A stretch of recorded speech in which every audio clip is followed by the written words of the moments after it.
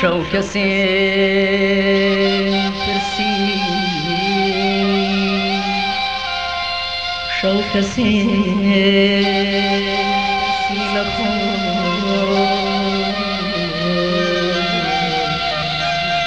دەرخستنی پەروانە شەو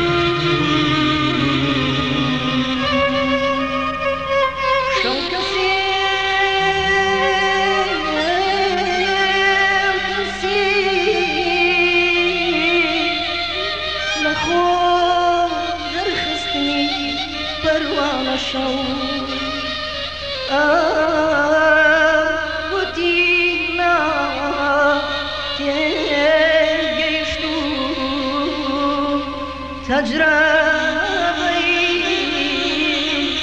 مردان شو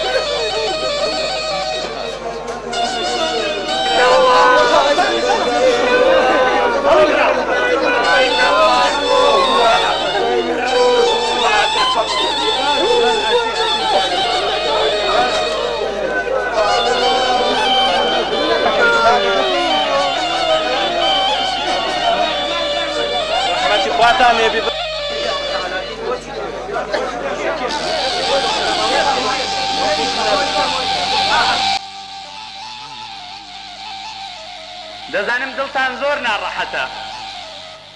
دەزانم لەوانێ ئێوەش لە حاڵەتێکا بن وبەلەغەت القلوب والحەناجرە لەوانەیە دڵتان گەشت بێتە گەروتان پێغەمبەرانی خۆش دەستگیر کراون و پارچە پارچەش کراون هاوڵانی پێغەمبەر تابعین ئیمامان و پێشەوایانی ئێمە ئەگەر تەماشا بکەی هەموویان ژیانیان یان بە شەهیدی بردووەتە سەر شەهید کراون یان لە زیندانە ژیانیان بردووەتە سەر ئیمامی ئەبوو حەنیفە ئیمامی مالک ئیمامی شافعی ئیمامی ئەحمەد کە لە ئەشکەنجەدا شانی دەرچوو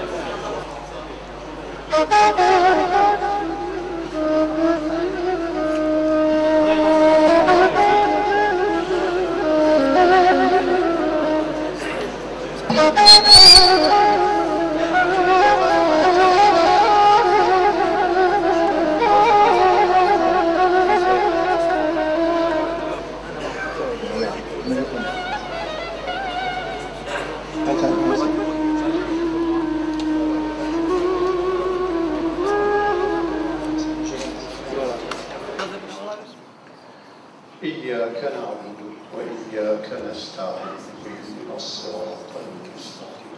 المستقيم ولا الضالين آمين. الله أكبر. اللهم صل على محمد وعلى آل محمد. اللهم بارك على محمد وعلى آل محمد كما باركت على إبراهيم وعلى آل إبراهيم في العالمين إنك حميد مجيد. بشهيدنا وحينا وجهودنا وأنسانا اللهم من أحييته منا فالإسلام والشهادة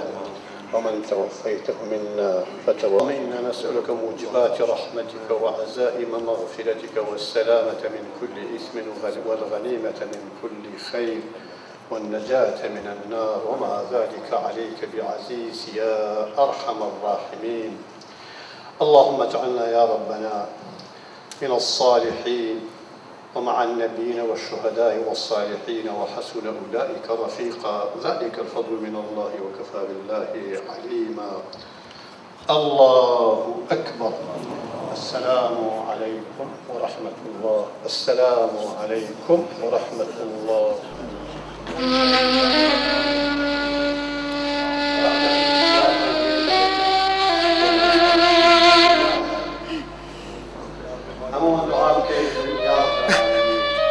أمتي إسلامي ضلي بسي بخوته وضلي عن بسي بيكوه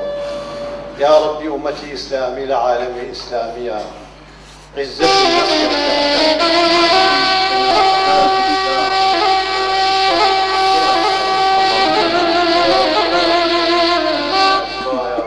عظمة جلال فوق يا ربي يا ربي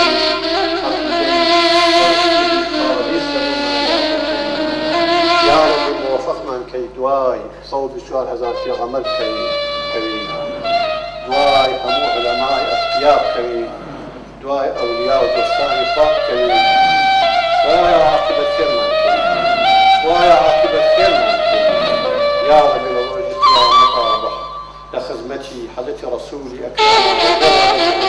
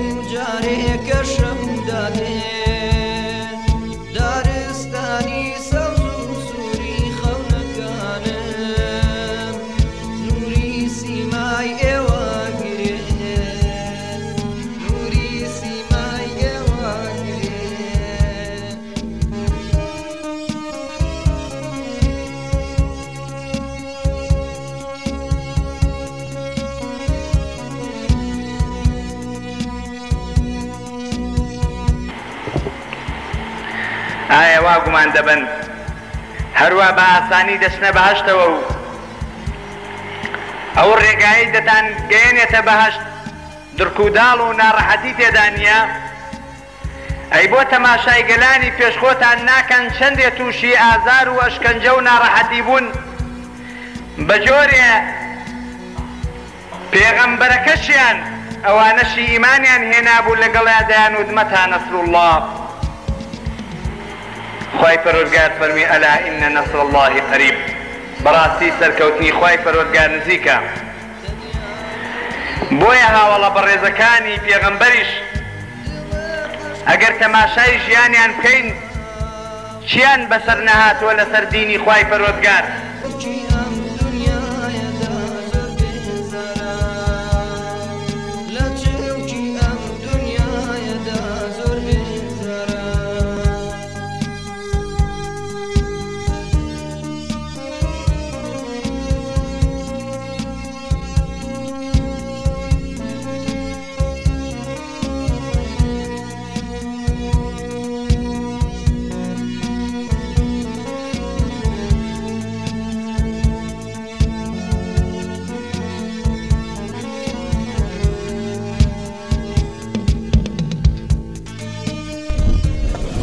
بەناوی خوای بەخشندە و میهرەبان زۆر بەڕێزان جەنابی پێشەوا و ئەمیری کۆمەڵی ئیسلامی کوردستان برایانی عەزیزی مامۆستا هاوڕێیانی سەرکردایەتی پێشمەرگەکانی هاوسەنگەر هاوکارانی خەباتی شاخ و شار حیزب و لایەنە سیاسیە بەڕێزەکان پەرلەمانتارانی هاو ئاهەنگ نوێنەری حکوومەتی هەرێمی کوردستان نوێنەری کۆماری ئیسلامی ئێران مامۆستایانی ئاینی بەڕێز شێخانی تەریقەت ڕۆشن بیران خزم و دۆستان ڕۆڵەکانی سەرجەم شار و شارۆچکەکانی گەلەستەمدیدەکەمان گەلەستەمدیدەکەی شەهیدی سەرکردا مامۆستا محەممەد سەنگاوی لە ڕێوڕەسمی بە خاک سپاردنی تەرمی پیرۆزیدا ئامادەن سڵاوی خوای گەورەتان لێبێ لە ناخی دڵەوە و زۆر بەگەرمی بەخێراتنتانەکەین دڵنیاین ئامادەبوونتان و لێرە ئامادەیتان وەفایە بەرامبەر خەبات و تێکۆشانی بەردەوامی شەیدی سەرکردا خۆشەویستان ڕێوڕەسمەکەمان بە چەند ئاەتێک لە قورئانی پیرۆز دەست پێەکەین با بەڕێز مامۆستا ئەحمەدی هەنارۆک بفەرمێ بۆ خوێندنەوەی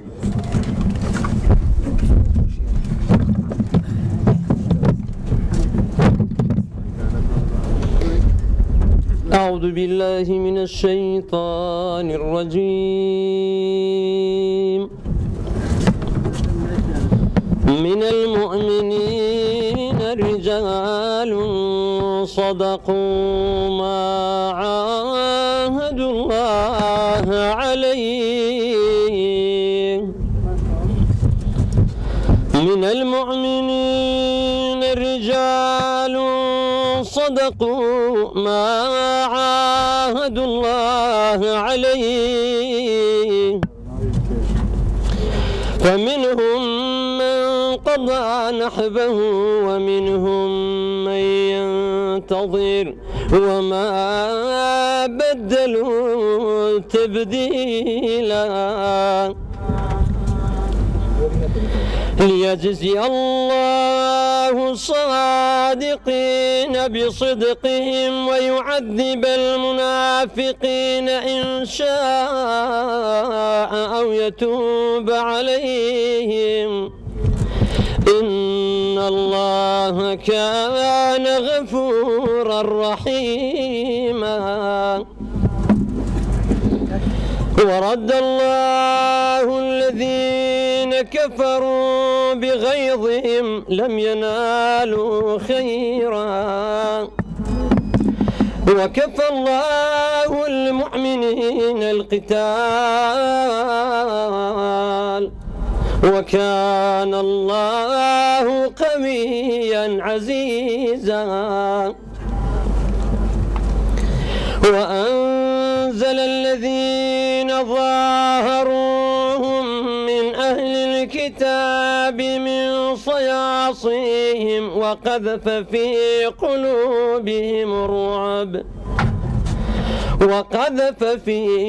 قلوبهم الرعب فريقا تقتلون وتأسرون فريقا. وەرزێکم هەیە هەمیشە زەرد لەم وەرزەدا بۆ ئەی نازانی ئەمە وەرزی وتار و مینبەرە، وەرزی خوێندنی زیکر و وەرزی تەراویح و وەرزی شەوانی قەدرە. لەم وەرزەدا مامۆستا سنگاوی تۆ لە هەر شوێنێک دەبووی خۆت و ڕیشێکی خەنەیی، خۆت و سیواچێک و جامەدانەیەک، خۆت و ئاەتەکانی سوورەتی تەوبە بەبێ وەستان ئاوڕشێنی دڵەکانتە کرد. لەم وەرزەدا سەر دەکەوتیتە سەر مینبەرەکەی مزگەوتی جیهاد و ئێمە دەبردەوە بەدر، دەتبردینەوە تەنیشت محەممەد و یارانی، دەتبردینەوە بۆ لای هەناسەی هاوڵان بەر لە دەست پێکردنی جیهاد. بۆتە جێڕاینەوە ئەم دینە بەسەر لە پیبرینی کام هاوڵەوە گەیشتە ئێمە. چەند مصعەب بەر لەوەی خورمایی بەربانگ خۆن شەهید بوون، چەند خەنسا لەگەڵ فرمێسک ڕۆژووی هەر ڕۆژێکیان دەکردەوە. مامۆستاجان، بە جوڵاندنی لێوەکانت لە کاتی ئاەتەکانی جیهاددا بۆنی تەپ و تۆزی بەدرمان هەست پێ کرد و ئێمەت بەدەم داستانەکانی ئیسلامەوە هێشتەوە. مامۆستای ڕووخۆش و لێو بەخەندا پێمان بڵێ ئێستا و بەر لە حەفتەی ڕەمەزان تۆ دەچیتە کوێ؟ بەر لەوەی ڕۆژی ئەم ڕۆژەت بکەیتەوە ڕوو لە کوێیەکەی؟ دەتەوێت دەستی تەوقە بۆ کام حوجرە بەری؟ لەگەڵ کام کەلاوەی کوردستانە ڕاز و نیازێک بکەی؟ ئەوە هاوڕێکانت لەم ڕێگەی کە دەچیتەوە سەر مەرقەدەکەی کاک ئەحمەدی شێخ چاوەڕوانی وەڵامێکن، چاوەڕێن پاش ڕاپەڕاندنی ئەرکەکانت بۆ گەل و وڵات و ئاینت بگەڕێیتەوە شارەکەی کاک ئەحمەدی شێخ لە مزگەوتێ ئەم هەینیە لە دەورت کۆبینەوە و دووبارە دەست پێ بکەینەوە بە ویردوزی کرد.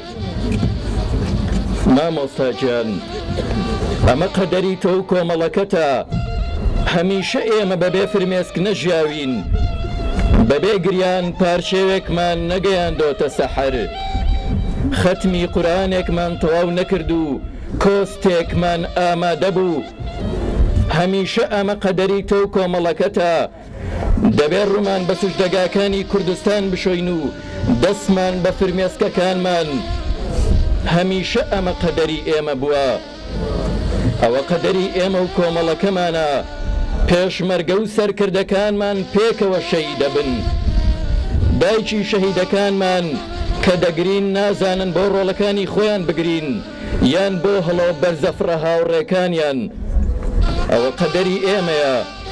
لە مزگەوتە لەدایکە بین و لە شاخ شەهیدە بین، لە حوجرە چاو بە دنیا هەڵەیەنین و لە شەقامەکان خوێنمان نەڕژێ.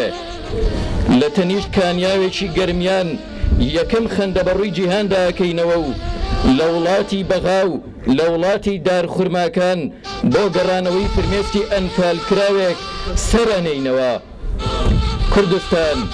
ئەوە کۆمەڵی ئیسلامیە و پەیامی ڕازگۆیی لێوەرێ. ئەوە کۆمەڵی ئیسلامیە و تک تک خوێنی خەباتی لێچێ. کوردستان ئەوە کۆمەڵە بێنازەکەتە. ئەوە کۆمەڵە و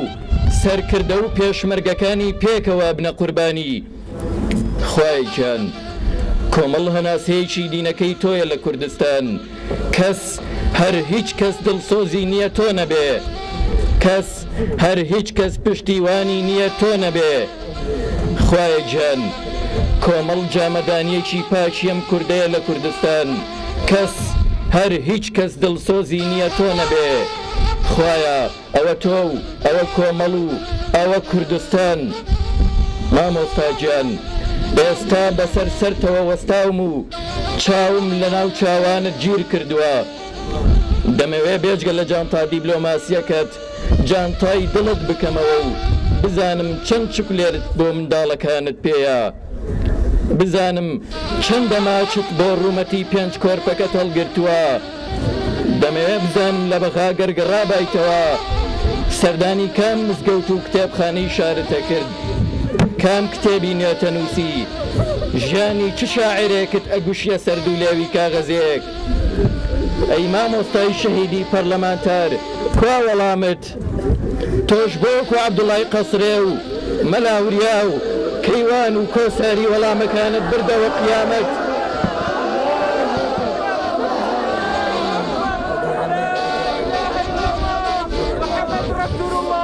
تۆش بۆ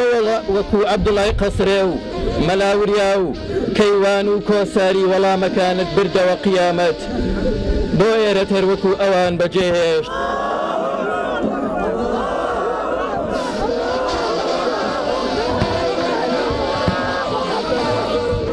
مامۆستا دڵنیا بن و ئیتر کێشەی گەلەکەت لە ئەستۆی تۆ نییە، مامۆستا بێخەم بن و ئیتر ناچیتە بەغا و بۆ ئەو هەموو گەنجە سەربراوە ناگری، مامۆستا بێخەم بن و ئیتر خەمی کۆمەڵەکەت جێهێشت، بێخەم بن و ئیتر هیچ سەری مانگێ کرێخان و نادەی، ئیتر هیچ ساڵێ بۆ خانوویەکی کرێ ناگەڕێی، بێخەم بن و کوردستان هەموو ماڵی تۆیە، بێخەم بن و لە دڵمانە جێگەیەکت بۆ دانین، بێخەم بن و ئەوە ئێمەین بەدواتەوە، ئێمە هاوڕێکانت، ئێمە و گەلە هاوبیرەکەت ئێمەین کە هەر یەک وەرزمان هەیە، وەرزێک هەمیشە سەرد. ئامادەبوانی بەڕێز و خۆشەویست نوێنەری حیزب و لایەنە سیاسیەکان مامۆستایان یاینی، ئێستاش بفەرمون لەگەڵ وتاری بەڕێز مامۆستا عەلی باپیرەمیری کۆمەڵی ئیسلامی کوردستان با تەشریف بفەرمێت.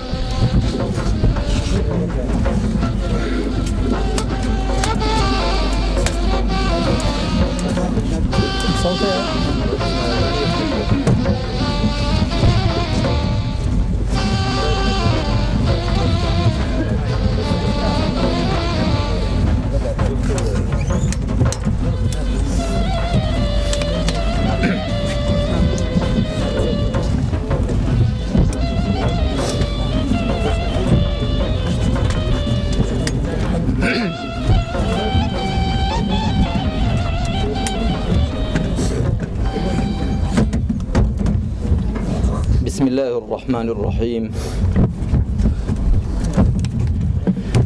الحمد لله الذي لا يدوم إلا ملكه ولا يبقى إلا وجهه ولا إله غيره، والصلاة والسلام على من لا نبي بعده وآله وصحبه ومن اهتدى بهديه. جەماوەری بەڕێزی کوردستان، جەماوەری بەڕێزی بەشدار بوو لە بەخاک سپاردنی جەنازەی برای بەڕێز و خۆشەویستمان مامۆستا شێخ محەممەدی سەنگاوی. ئەسەلام عەلەیکم وەڕەحمەت الله وبەڕەکاتوه. پاش سوپاس و ستایشی بێپایان بۆ خوای پەروەردگار و پێشاندانی ئەو پەڕی ڕەزامەندی بە قەدەری خوای کاربەجێ، دەمەوێت لەم مەراسیمەدا پاش سپاسکردنی هەموو ئەو بەڕێزانەی کە هەر لە جەنازە هەڵگرتنەوەی برای بەڕێزمان مامۆستا شێخ محەممەدی سەنگاوی و کاک سەڵاحی شوفێری لە شەقامەکانی بەغدا هەتا وەرگرتنەوەی جەنازەکانیان لە مەیتخانەی بەغدا و لە طوبی عەدلی و پاشان بەڕێکردنەوەیان و هێنانەوەیان بۆ ئێرە و هەتا بەشداریتان لەم بەخاک سپاردنە و بەشداری ئەوانەی کە لە پرسەکەیدا بەشداری دەکەن، سوپاس و ستایش بۆ هەموو لایەک لە هەموو لایەک زۆر مەمنونین بەرپرسە حیزبیەکان بەرپرسە حکومیەکان هەموو لایەنە سیاسیەکان کە هەمویان زۆر دڵسۆزانە لەگەڵمان هاتنە پێش دەستباریان بۆ گرتین و هاوخەمیان لەگەڵ پێشانداین دیارە هەر ئەوەش لە خەڵکی مسلمانی بە شەڕەفی کوردستان چاوەڕێ دەکرێت زۆر سوپاسی هەموو لایەک دەکەین بە تایبەت دەبێت سوپاسێکی زۆر تایبەت بۆ جەنابی مامۆستایان زانایانی ئیسلام بۆ پاشان بنەماڵە بەڕێزەکانی شێخانی کوردستان بەگشتی پێشکەشکەین خوا پاداشتی هەموو لایەکتان داتەوە بەڕێزانەوەی کە من دەمەوێت لێرەدا زۆر بە کورتی عرستان بکەم چەند خاڵەکە یەکەم برای بەڕێز و خۆشەویستمان مامۆستا شێخ محەممەدی سەنگاوی کە لە شێخانی بانی مۆردە ئەوانیش لە بنەماڵەی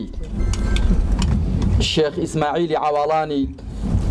خاوەن پایە ئەوانیش لە ساداتی پیرخدری شاهۆ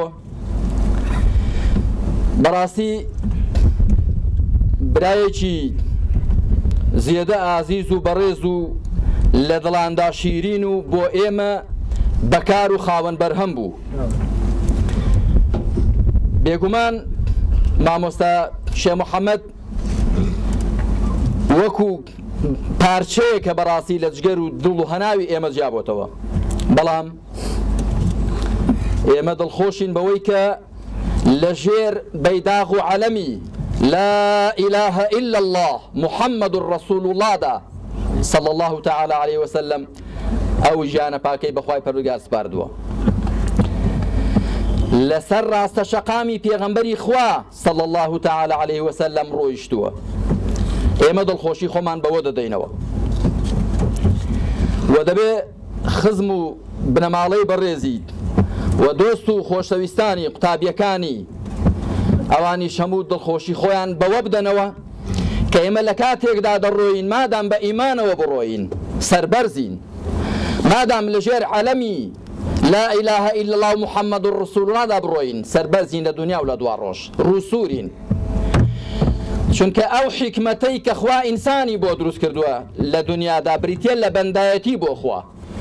وەکو دەفەرمێت وما خلقت الجن والإنس إلا ليعبدون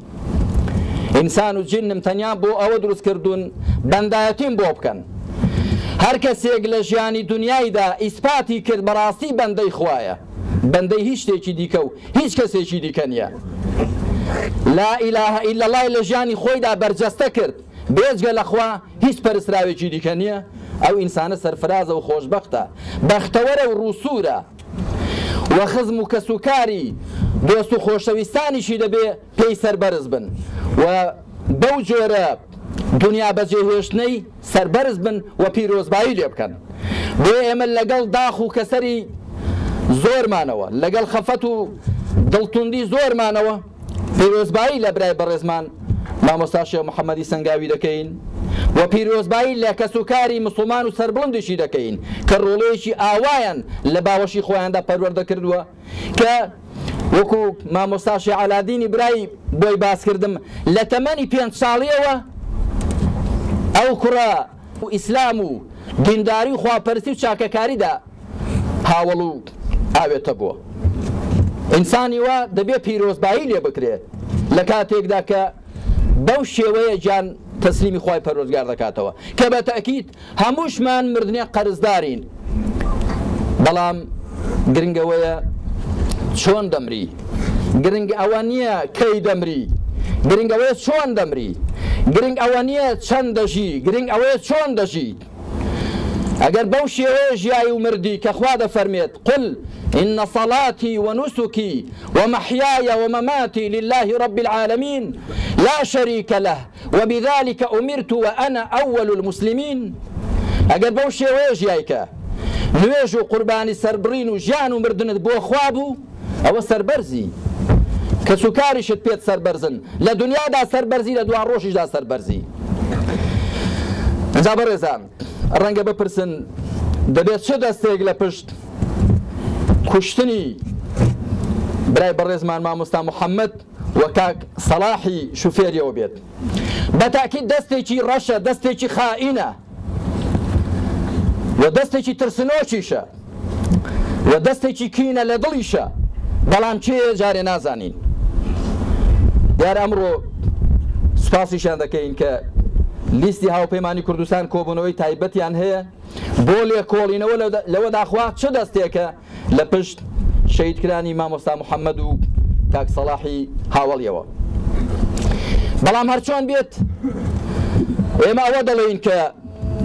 لە کاتێکدا لە پێناوی خوادا ژیان بەخت دەکەین پەرۆشی خۆمانمان نییە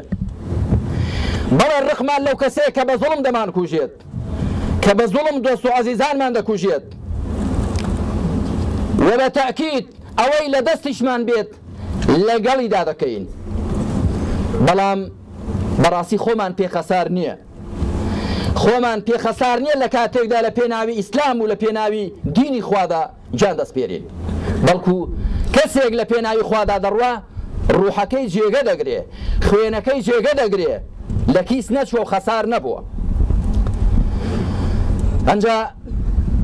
ئایا مامۆستا شێخ محەممەد تەنیا لە کیس کۆمەڵی ئیسلامی چووە لە ڕاستیدا نەخێر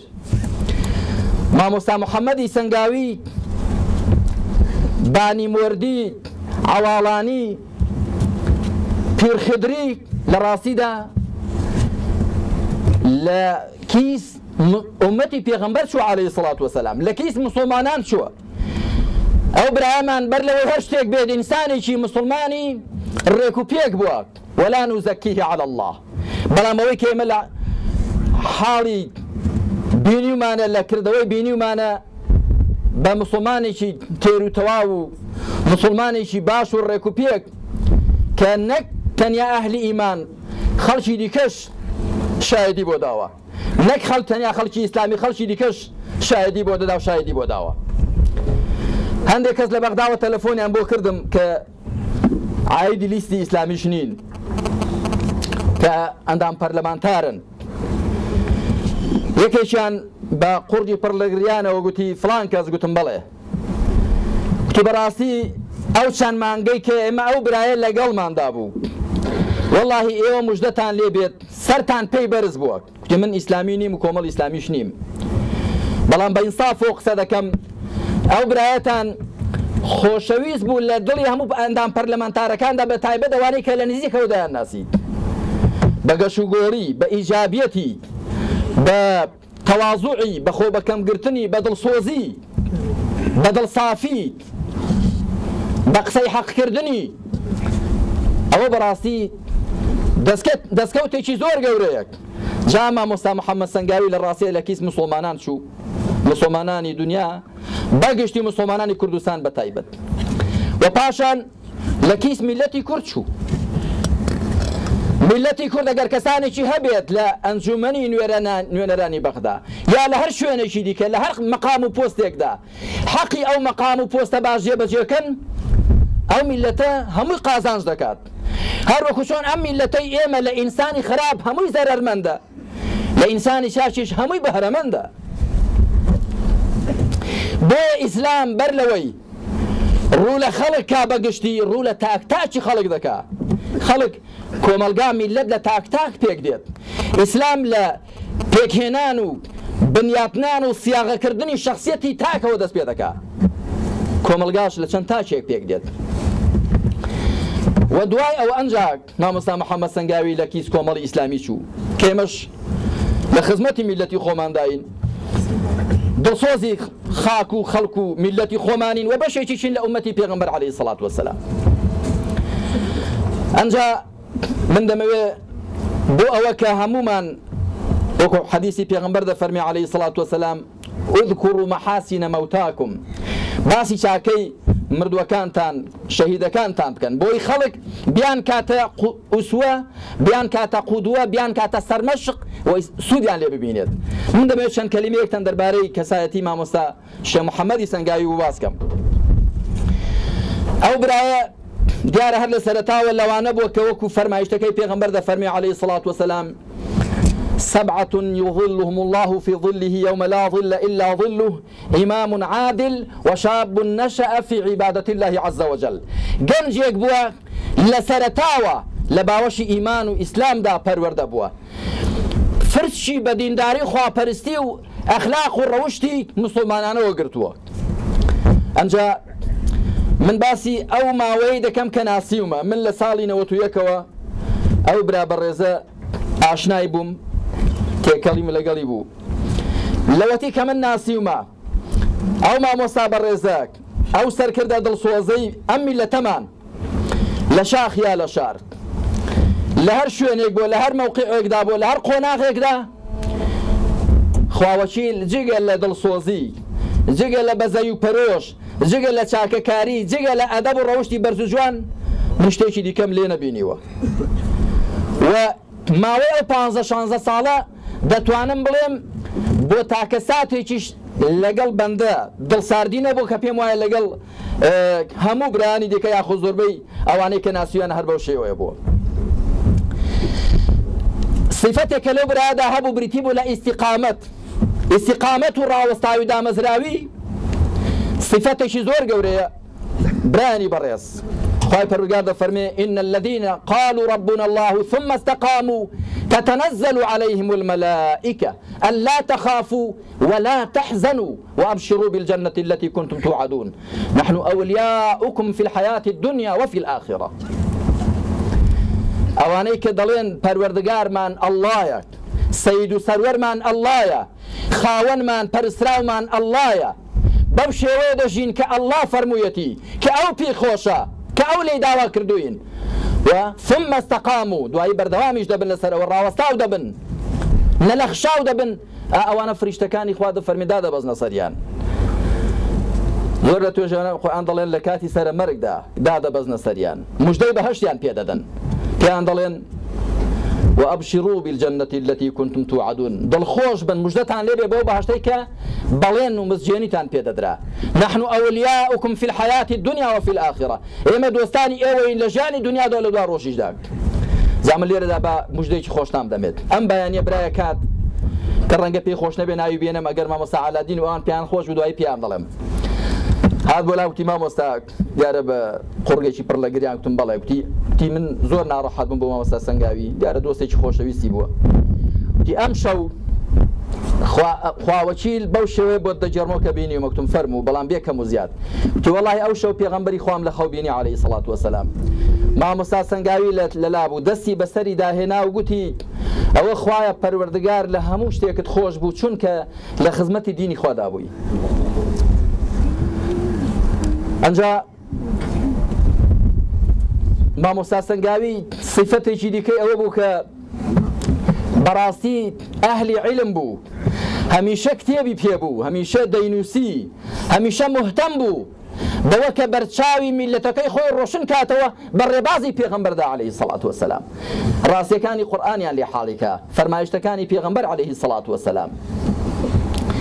و خۆتان ئاگادارن هەمیشە لە هەفتەنامەی کۆمەڵدا مەگەر چۆن ئەگەرنا وتاری هەبوو نووسینی هەبوو بە تایبەتی باسی سەروەران و باسی پێشەوایان و باسی ئەو کەسایەتیانەی دەکرد کە سەرمەشقی مسڵمانانن کە بۆ خۆشی بە تەکید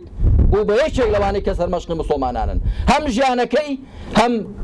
شێوەی کۆچکردن و دنیا بەجێهێشتنەکەشی صفەتێکی دیکەی ئەو برایەمان ئەوە بوو کە بەڕاستی زۆر بە ئەدەب بوو برانی خۆشەویست مسلمانان ئەدەب و ڕەوشتی بەرز و جوان بەرهەمی ئیمانە بە ئەندازەیەوە کە ئینسان ئیمانی کامڵ دەبێت ڕەوشتی بەرز دەبێت پێغەمبەر عەلەیهی سەڵات وەسەلام لە فەرمایشتێکدا کە ئەبوو داوود و نەسائی لێ ڕیوایەت دەکەن دەفەرمێ ئەکمەل المؤمنین ئیماناً ئەحسەنهم خولوقاً کامڵ ئیمانترینی مسلمانان ڕەوشت جوانترینیانن چێ ڕەوشتی جوانتر بێ معنا ئیمانی کامڵترە ئەو ڕەوشتەی کە ئیسلام فەرمانی پێ دەکات مامۆستا سەنگاوی پیاوێکی بە ئەدەب بوو پیاوێکی زۆر بە نەزاکەت بوو پیاوێکی ڕووخۆش و قسەخۆش بوو ئەو صفەتانەی بۆیە بازەکەم بۆ ئێمەش ئەو صفەتانە لەو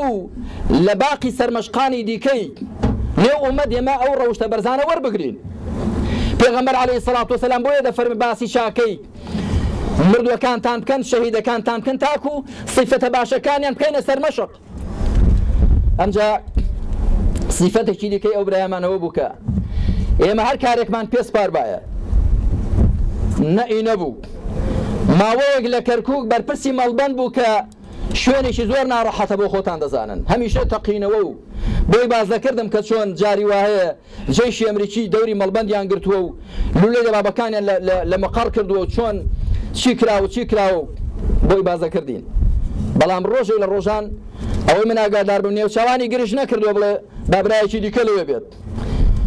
کە نردیشمان بۆ بەغدا کە ڕەنگە هەندێک کەس بە تەشریفی لێ تێبگەن بەڵام لە ڕاستیداوە دەرکەوت کە نەخێر تەشریف نییە تەکلیفە دیسان هەرچەندە دیارە کار کەسێک ئەمڕۆ لە بەغدا بەڕاستی کارێک پێ بسپێرێ هەز دەکا کە بەرەو مەرگ دەچێت بەڵام دیسان ئەویش بە سینە فراوانی و بە باخەڵ فەڕاحی و پێشوازی لێ کرد. ئەمجا لەوێش ئەوە نەبوو کە هەر بچێت لە ناوچەی سەوزدا دابنیشێت لە مەنتیقەی خەضرا بەڵکو لە جموجۆڵدا بوو و ئەوە باجی ئەو جموجۆڵەشە دایک مامۆستا سەنگاویش خۆ دەیتوانی هەر لە ناوچەی سەوزدا دابنیشێت بەڵام نەخێر چۆتە وەقفی سونی چونکە دیارە لە پەرلەمان کارێکیان پێسپاردووە مامۆستا سەنگاوی لە ئەندامی لیژنەی ئەو وەزارەتی ئەوقاف وانە بۆ چۆ بۆ وەقفی سونی دیارە کاری لەگەڵیان هەبووە لەوێشەوە کە گەڕاوەتەوە 6 دانە قورئانیان پێداوە ئەو هەواڵە کاک دکتۆر فوئاد و ئەوان پێیاندام دیارە وەقفی سونی گوتویانە کە هاتۆ بۆ ئێرە ئیشەکەی بە ئێمە ڕاگەیاندووە کە دیارە 6 دانە قورئانیشی وەرگرتۆ بۆی بێنێتەوە بۆ مسڵمانانی کوردستان ڕۆڵەکانی کوردستان بۆی قورئان بخوێنن. جا ئەوە کە ئینسان لە هەر مەوقعێکدا بۆ حەقی خۆی بدا بەو مەوقعە ئەوە واجبێکی شەرعیە هەر وەکو لە ڕاستیدا واجبێکی نەتەوەی و نیشتیمان پەروەریشە. ئەوەی دەمەوێت لە کۆتاییدا بێڵێم قسە زۆرن بەڵام لەبەرەوە کە بەڕێزانی دیکەش وتاریان هەیە ئەوەی لە کۆتاییدا دەمەوێت بێڵم ئەوەیە کە ئێمە وەکو میلکی کورد ئەمڕۆ بە قیادەی سیاسیمانەوە بە ئەهلی فیکر و قەڵەممانەوە بە خەڵکی عەشایرمانەوە لە پێش هەمویانەوە بە زانایانی ئیسلامەوە بە بنەماڵەی شێخانی بەڕێزەوە لە هەموو کات زیاتر ئەمڕۆ ئێمە پێویستیمان بە یەکدەنجی و یەکڕەنجی هەیە پێویستیمان بە برایەتی و تەبایی هەیە. بەڕاستی من دڵخۆشیشم کاک وەکو گوتم هەر لەو کاتەوە کە هەواڵی شەهیدکرانی مامۆستا محەممەد و کاک سەڵاحی هاوڕێمان پێگەیشتووە هەموو برادەرانی بەڕێز هەموو بەرپرسان مهتەم بوون ماندوو بوون دڵسۆزانە خەم و خەفەتیان دەربڕوە دڵسۆزیان نواندووە خەمیان خواردووە و ئێستاشەوە دیارە لەم بە خاکسپاردنەدا بەشدارن. ئەوە نیشانەی ئەوەیە کە میلەتی مەیشەڵا ڕووبەخێرە سەرەوخێرە بە ئاوا بین پێکەوە بە یەکترمان خۆشوێ بۆ یەکتر دڵسۆزین بە هەر کاممان قووەتی براکەی بەی خۆی بزانێت خێر و چاکەی براکەی بەی خۆی بزانێت ناڕەحەتی و نەهامەتی ئەو بەهی خۆی بزانێت بە تاکید ئێمە تەواوەری یەکترین ئێمە بەهۆی یەکترەوە بەهێز دەبین بە پێز دەبین بەدەست بە یەکەوەگرتن بە یەکڕیزی تند و تۆڵ دەبین سام و هەیبەتمان دەبێت لە دڵی دوژمن و لە دڵی ناحەزانماندا جێ دڵخۆشی دەبین بۆ میلەتە مەزڵوم و کەساسەکەمان. و ئەمڕۆژ ئێمە وەکو میلەتی کوردی مسلمان وەکو میلەتی مسلمانی کوردستان بەڕاستی لە بەرامبەر تەحەدیاتی زۆر گەورە داین بەبێ یەکدەنجی و یەکڕەنجی بەبێ یەکتر خۆشویستن بەبێ هاوکاریکردنی یەکتر لەسەر خاڵە هاوبەشەکان بەبێ چاوپۆشیکردن لەو شتانە کە تیاندا جیاوازین بەبێ کردن سەنجی مەحەچی بەرژەوەندی باڵا ناتوان لە بەرامبەر ئەو تەحەدیات و هەڕەشانەدا بوەستین. خۆی پەروەردگار هەموو لایەکمان عاقبەت خێرکە خوا بە لوتف و کەڕەمی خۆی پلەی ئەم ئەما شەهیدەمان و هاوڵە شەهیدەکەی وەهانی ئیسلام بەرز و بەرزتر کاتەوە خوایە بە لوتف و کەڕەمی خۆت سێبووری و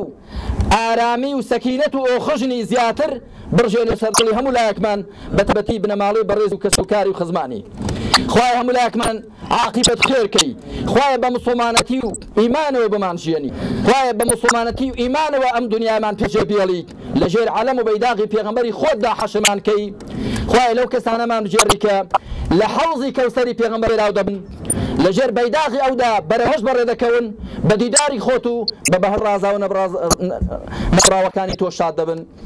أقول قولي هذا واستغفر الله لي ولكم وصلى الله تعالى على محمد وعلى آله وصحبه أجمعين والحمد لله رب العالمين. برزو خوشويست استاش مامۆستا حەسەن شەمێرانی بە نوێنەرایەتی حیزب لە سیاسیەکانی کوردستان وتەیە پێشکەشەکات بفەرمێ. بسم الله الرحمن الرحيم. يا أيتها النفس المطمئنة ارجعي إلى ربك راضية مرضية فادخلي في عبادي وادخلي جنتي. بەڕێزان ئامادەبووان بە نەوی هەموو لایەنە سیاسیە بەڕێزەکانی کوردستان و بە تایبەت ئەوانەی کەوا لەم مەراسیمەدا ئامادەن، بە ناوی هەموو زانایان و شێخانی تەریقەت و جەماوەری کوردستانی بەڕێز و ئامادەبووان ئەڵێم بەڕێز جەنابی مامۆستا شێخ محەممەد، بەڕێز جەنابی مامۆستا عیباپیر، بەڕێزان ئەندامانی مەکتەبی سیاسی و سەرجەم ئەندامانی کۆمەڵی ئیسلامی و لایەنگرانیان، سڵاوی خوای گەورەتان لێبێت. لەبەردەم کارەساتێکی گەورە و ناسۆر و دڵتەزیێنی وەک ئەم کارە نەخوازراوە بەرامبەر مامۆستا محەممەد سەنگاوی و هاوڕێ سەفەرەکەی هاوڕێی سەفەری و شۆفێرەکەی کە کرا دوای ڕازی بوون بە قەزا و قەدەری خوا و ئەو پەڕی ناڕەزایی دەربڕین بەرامبەر ئەو کارە ستەم و زوڵم و تاوانە سەرخۆشی لە ئێوەی بەڕێزەکەین. داواکارم لە خوای گەورە مامۆستا محەممەد و هاوڕێکەی ئەوەی ئاواتی بووە لە دنیادا و بەرنامەی بووەکەوە بە ڕووسوری بچێتەوە حزوری خوا بە هەر شێوەیەک ئەبێت خوای گەورە ئەوەی بە نەسیب کردبێ و بیخاتە قافڵەی شەهیدان و مەزڵومان و هەروەها پاداشی ئێوەی بەڕێز و بەتایبەت بنەماڵەی مامۆستا محەممەد و هاوڕێکەی خزمانیان کەسوکاریان خوای گەورە پاداشتان گەورە کات. بفەرمونون لەگەڵ وتاری وەزارەتی ئەوقاف و سکرتارەتی زانانیانی ئیسلامی کوردستان لەلایەن بەڕێز مامۆستا نەجمەدینەوە با بفەرمێ. بسم الله الرحمن الرحيم. الحمد لله رب العالمين ونصلي ونسلم على خاتم الأنبياء وسيد المرسلين نبينا محمد وعلى آله وصحبه أجمعين. بەڕێزان ئامادەبوانی کۆڕی بەخاک سپاردنی جەنابی مامۆستای کۆچکردو مامۆستا شێخ محەممەد نابی سڵاوی خوا لە هەموو لایەک بێت. بەڕاستی ئێمەی مامۆستایان لەبەر ئەوەی مامۆستا محەممەد بە یەکێک لە ئەندامەکانی خۆمان و بە یەکێک لە مامۆستایانی ئاینی ئەزانین بەڕاستی سەرخۆشی لە خۆمانەکەین لە پێش هەموو کەسێکەوە بە سەرخۆشی لە سەرکردایەتی بە مەکتەبی سیاسی کۆمەڵی ئیسلامی و بە تایبەتی جەنابی مامۆستا شێخ محەممەد عەلی باپیر ئەەکەین و سەرخۆشی لە بنەماڵەی بەڕێزی مامۆستا محەممەد سەنگاوی ئەەکەین.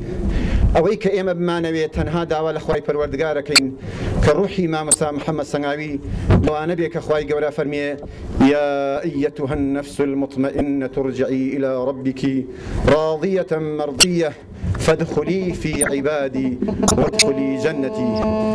بەڕێزان بەناوی یەکێتی زانایانی ئاینی ئیسلامی کوردستان و بەناوی ڕاگەیاندنی وەزارەتی ئەوقاف و کاروباری ئاینیەوە پرسە و سەرخۆشی خۆمان ڕدەگەنین داواکارین لە خوای پەروەردگار کە ئاخر مسیبەت بێ بۆ کۆمەڵی ئیسلامی و بۆ بنەماڵە بەڕێزەکەی خوای گەورە جەزرە خێری ئەوی بەڕێزیش باتەوە کە ماندوو بوون و ئەرک و ماندووبوونتان لای خوای گەورە ئینشاءالله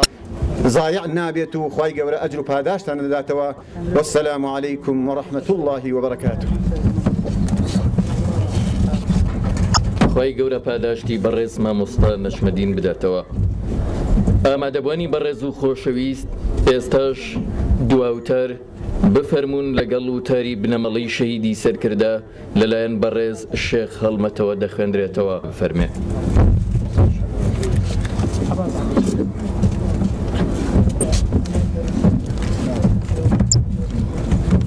بسم الله الرحمن الرحيم. من المؤمنين رجال صدقوا ما عاهدوا الله عليه فمنهم من قضى نحبه ومنهم من ينتظر. بەڕێز جەنابی مامۆستا شێخ محەممەد بەرزنجی پێشەوای کۆمەڵی ئیسلامی، بەڕێز جەنابی مامۆستا عەلی باپیر ئەمیری کۆمەڵی ئیسلامی، بەڕێز ئەندامانی و مەکتەبی سیاسی و سەرکردایەتی یەکگرتووی ئیسلامی کوردستان، بەڕێز مەکتەبی سیاسی و سەرکردایەتی یەکێتی نیشتمانی کوردستان، بەڕێزان نوێنەری جمهوری ئیسلامی ئێران، بەڕێز کاک عوسمانی حاجی مەحموود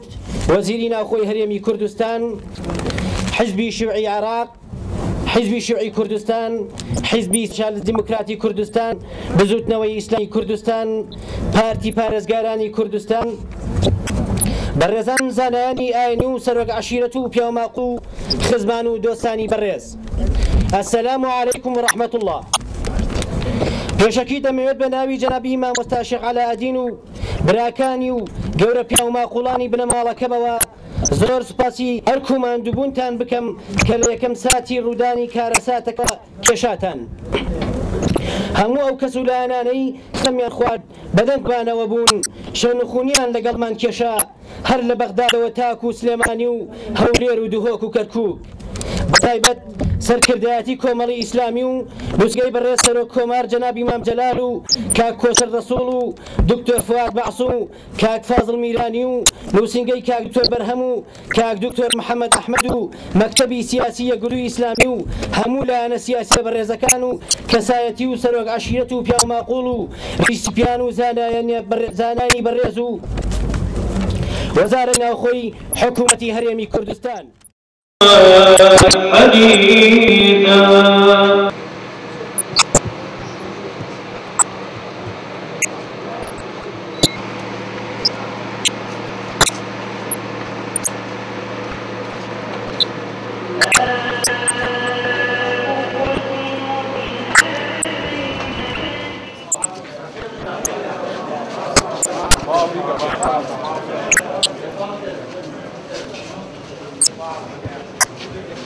أعوذ بالله من الشيطان الرجيم. بسم الله الرحمن الرحيم.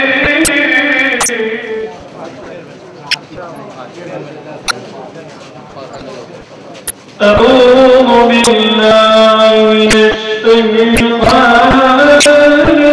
الرجيم.